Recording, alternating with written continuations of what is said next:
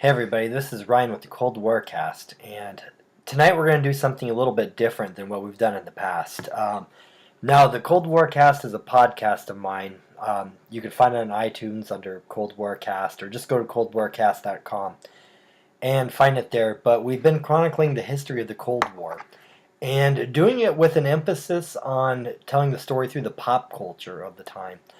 And we started off very early in the rise of the Bolsheviks, basically, and the early days of communism. And there wasn't really a whole lot of pop culture to talk about this time, but now we're rolling into the actual Cold War as everyone knows it, and there's lots of pop culture to talk about. Now, we've mainly talked about books, we've talked about a few movies, some speeches, and even a song. But tonight it's going to be something different. We're going to talk about a sculpture because, well, this sculpture really captures the moment of the time. And this sculpture is called L'Homme au Doigt. Sorry, my French is terrible. But the Pointing Man is how it's known. And it's a very famous work of modern art. If you're into that kind of thing, you may have seen it before. This sculpture is in the Tate Modern, I believe the Guggenheim in New York, and also, of course, in the Des Moines Art Center, which is my hometown art center. And it's one of my favorite pieces there. I guess I've always kind of got the historical connotations of this work. Normally, I think modern art is garbage.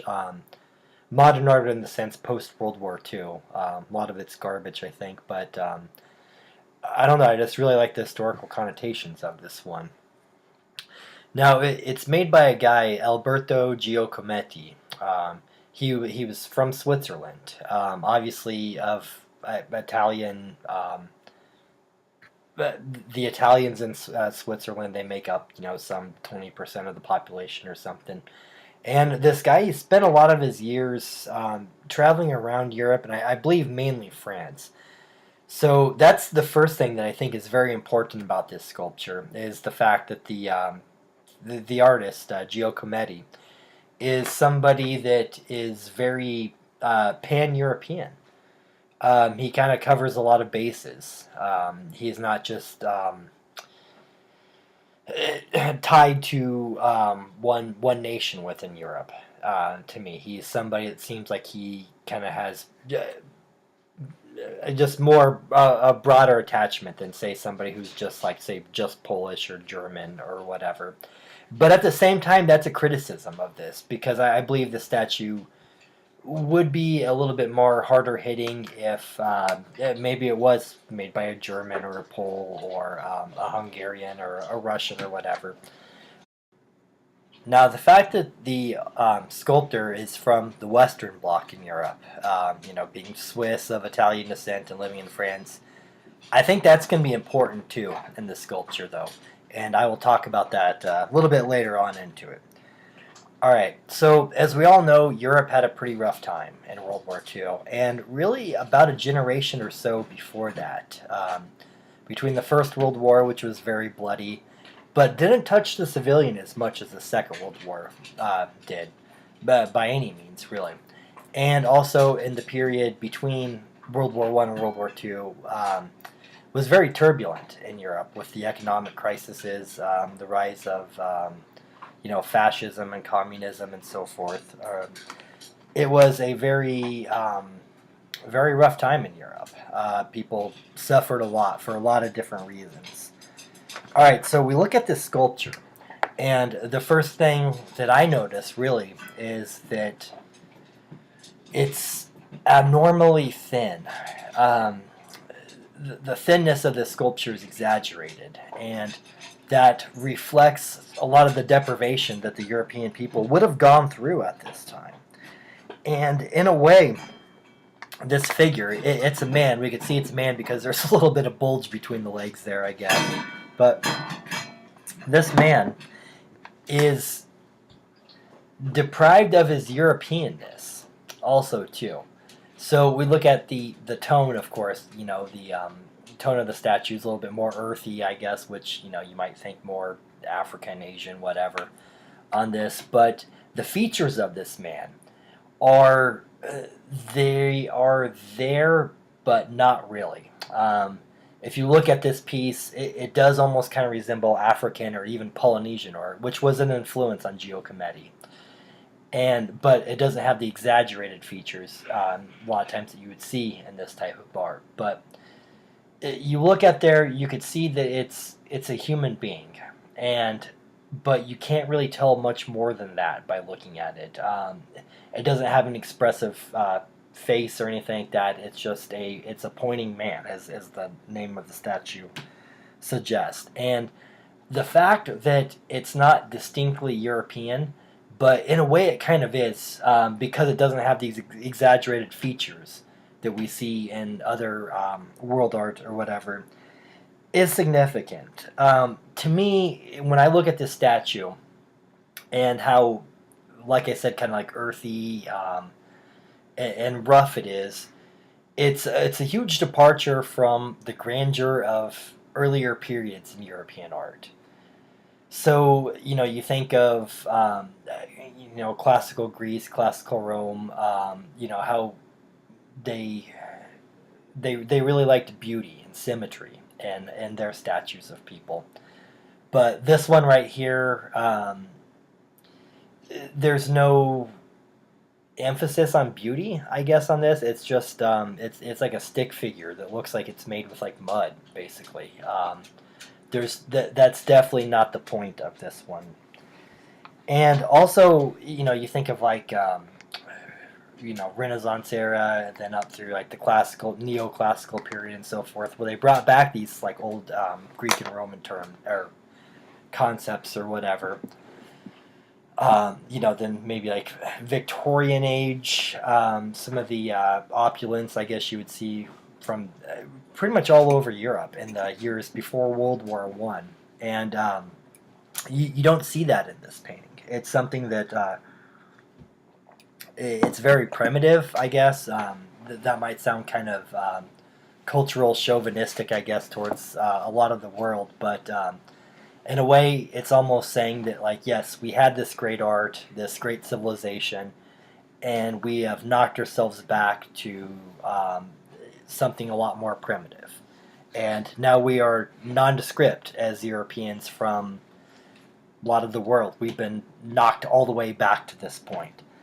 So that's kind of how I see a lot of the style of this one, I guess you would say. Now, the main feature of this statue is the fact that it's pointing. That's the name, the pointing man, or however you say it in French. My French is terrible. I went to France a few years, or a couple of times, within the past decade or so. And the first time I went, I tried to use French like I learned from a guidebook or whatever. It's kind of funny. They're just like, just stop. We all speak English. But anyway, so he's pointing. And this is kind of cool because in a way it's a little ambiguous. The pointing, it's both accusatory and revealing at the same time. But you can also say it's hopeful too. So there's maybe three, most likely even more than three ways to interpret this pointing. Now, the accusatory aspect of it, it gives this figure, the sculpture, a little bit of, makes it a little bit more sentient, I think. That even though this figure's been ground down and is at, the base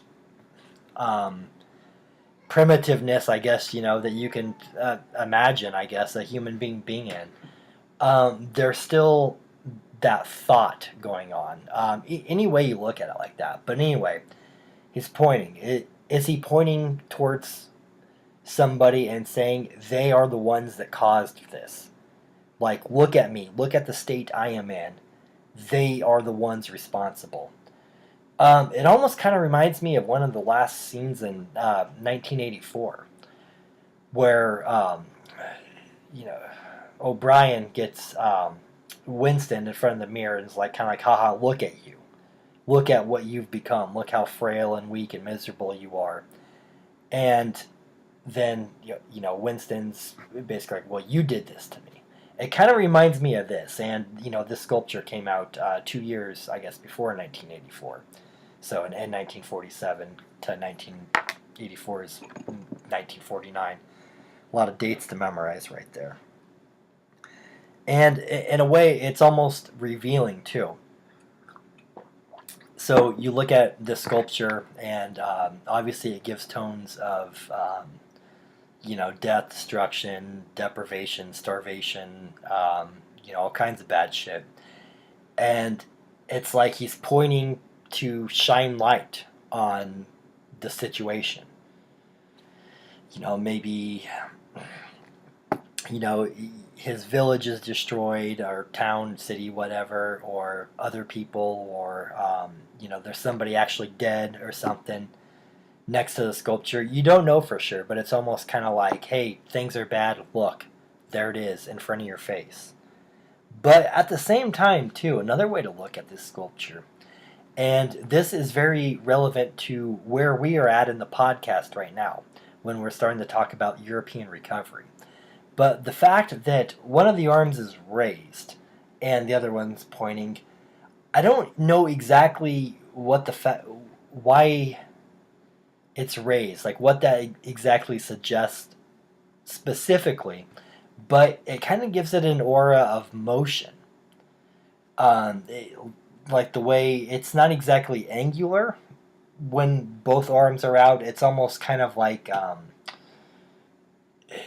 there's some real continuity there too. It's almost like from up from one arm and out the other, like motion, like almost like looking forward to the future. Look, here we are now. We still have our humanity, even though that's been tested and ground down to the dirt basically right now. But look forward. We're looking to the future. And that's probably the most optimistic interpretation of this sculpture. Now, the other thing that I think is kind of interesting about this, mainly from an art history perspective, is now I talked about how it departs from kind of the more classical styles of art that you would find before the turn of the century, before the turn of the 20th century. There's still a little bit more going into World War I, but art started to kind of change around the turn of the century. But it's a huge departure from traditional values, or kind of like the old ways, I guess. And now, looking at this sculpture, it's almost like, I don't know, about as radical of a departure as you can get from the old ways. And a lot of people were feeling like this during the years immediately following the war, that all of their things that they were supposed to hold dear, governments, political ideologies, religious institutions, just different societal structures had failed them, and that it was time to start looking at other institutions and start creating other things. This is pretty much the rise of neoliberalism in the world. And so you look at this sculpture and how far it departs, and this is really kind of a period of the point from no return, I guess, for a lot of what we consider maybe deconstructive art. I think that is the word I actually want to use. Kind of deconstructive of a lot of the old ways, I guess, in this point. But so I don't know. Maybe Giacometti's just suggesting that we need a new set of values. He's probably suggesting that in a lot of different ways, really, as we've talked about. But I'm going to leave this there for now. I just kind of wanted to share this statue with you. I think it does have some pretty cool Cold War era implications, because it really captures the spirit of the times. There in 1947, when Europe was, still in shambles, but on the road to recovery. Now, yeah, if you have any questions or comments, of course, leave them on here. To be fair, I'm also not a art critic or really trained in art criticism. Fuck, I work in a tire factory. I'm just kind of a regular guy.